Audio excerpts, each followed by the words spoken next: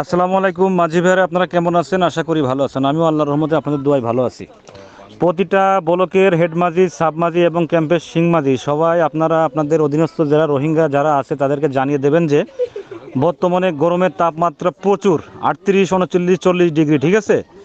যে কোনো মুহূর্তে যে কোনো বাসায় যে কোনো মাধ্যমে গ্যাস থেকে কিংবা চুলার রান্না থেকে যে কোনো মাধ্যমে আগুন ধরে দিতে পারে, ঠিক আছে? অতএব আপনারা আপনাদের মাধ্যমে প্রতিটা রোহিঙ্গার ঘরে ঘরে খবর পৌঁছে দেবেন, তারা যেন আগুন থেকে সাবধান।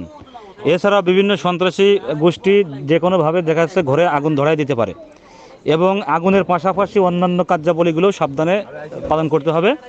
যেমন কোথাও অস্ত্র দ্বারা কেউ কাউরে ফায়ার করছে নাকি, কোথাও হচ্ছে গেলে আপনার খুন হচ্ছে নাকি, রাহাজানি হচ্ছে নাকি, ধর্ষণ হচ্ছে নাকি, কোথাও চাঁদাবাজি হচ্ছে নাকি, কোথাও এবিবিএন পুলিশ কর্তৃক কাউরে অ্যারেস্ট করছে নাকি, কোথাও ঝামেলা যেমন আপনার এবিবিএন পুলিশ, তারপরে হচ্ছে এখানে র্যাব, বিজেপি কর্তৃক অভিযান পরিচালনা হচ্ছে নাকি।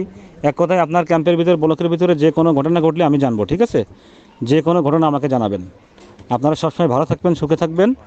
আর গরমের সময় সবসময় প্রচুর পরিমাণে পানি খাবেন, স্যালাইন পানি খাবেন। আর হচ্ছে এখানে আপনারা ইয়ে খাবেন, ট্যাঙ্ক খাবেন, ঠিক আছে?